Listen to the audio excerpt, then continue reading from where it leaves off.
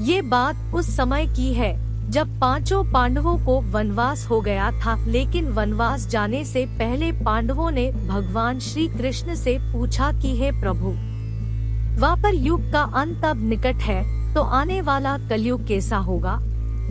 श्री कृष्ण कहते हैं कि मैं इसका सीधा सा उत्तर तो नहीं दे सकता, लेकिन हाँ, तुम पांचों भाई वन में जाओ और वन में जो कुछ भी दिखते हो वो मुझे आकर बताओ। मैं तुम्हें उसका कलयुग में प्रभाव बताऊंगा। श्री कृष्ण के कहने पर पांचों भाई वन में जाके वापस एकत्रित हुए और श्री कृष्ण को बारी बारी बताने लगे कि उन्होंने वन में क्या देखा। सबसे पहले युधिष्ठिर ने कहा कि प्रभु, मैंने अपने जीवन में पहली बार 2 सूंड वाला हाथी देखा और ये बहुत ही आश्चर्यजनक था। भगवान श्री कृष्ण कहते हैं कि कलयुग में ऐसे लोगों का राज्य होगा जो दोनों ओर से शोषण करेंगे, बोलेंगे कुछ और करेंगे कुछ, मन में कुछ और होगा और कर्म कुछ और। ऐसे ही लोग कलयुग में राज करेंगे। उसके बाद अर्जुन ने कहा कि मैंने जो देखा वो तो कहीं ज्यादा आश्चर्यजनक था। मैंने एक पक्षी को देखा जिसके पंखों पर वेदों की रचनाएं लिखी हुई थी, पर वही पक्षी मुर्दे का मांस खा रहा था।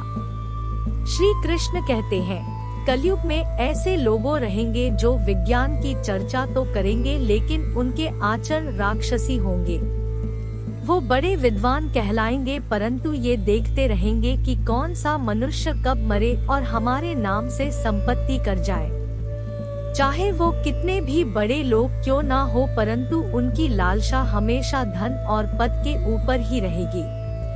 अर्जुन के बाद भीम ने कहा कि प्रभु, एक गाय अपने बछड़े को इतना चाट रही थी कि उसका बछड़ा लहूलुहान हो गया था।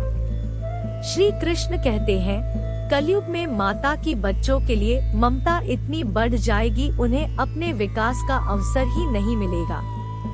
अगर किसी और का बेटा साधु बनेगा तो हजारों व्यक्ति दर्शन करेंगे, लेकिन जब अपने बेटे ने साधु बनना चाहा तो विचलित हो जाएंगे और रोने लगेंगे।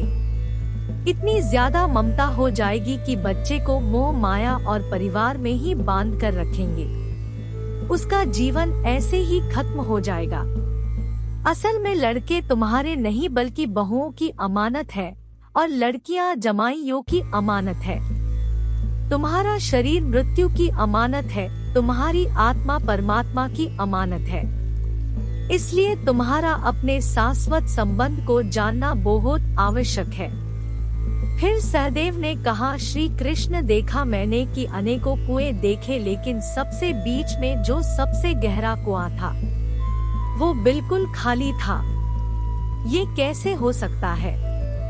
भगवान श्री कृष्ण ने जवाब देते हुए कहा, कलयुग में लड़की के विवाह में या छोटे बड़े उत्सवों में तो लाखों रुपए खर्च कर देंगे, परंतु अगर पड़ोस में ही कोई भूखा प्यासा मर रहा होगा तो उनकी तरफ देखेंगे भी नहीं। और तो और अगर उनका अपना ही कोई सगा भूख से मर रहा होगा तो उसे देखते रहेंगे और दूसरी तरफ मौज, मदिरा, मांस भक्षक, सुंदरता और जश्न में पैसे उड़ाते रहेंगे, लेकिन किसी के 2 आंसू पोंछने में उनकी रुचि नहीं होगी। नकुल ने श्री कृष्ण को बताया कि एक बड़ी सी चट्टान पहाड़ पर से लुढ़क रही थी। वृक्षों के तने और चट्टानें भी उसे नहीं रोक पा रही थी, पर एक छोटे से पौधे के स्पर्श से ही वह बड़ी चट्टान रुक गई। समझ नहीं आ रहा ऐसे कैसे हो सकता है। श्री कृष्ण ने कहा, कलयुग में मनुष्य का मन नीचे गिरेगा, उसका जीवन पतित होगा, और ये पतित जीवन ना ही धन की शिलाओं से रुकेगा और ना ही सत्ता के वृक्षों से रुकेगा, लेकिन हरि नाम के एक छोटे से पौधे से और हरि कीर्तन से मनुष्य अपने जीवन का पतन होना रोक पाएगा। इसलिए कलयुग में हरि भजन मोक्ष पाने का एकमात्र उपाय है।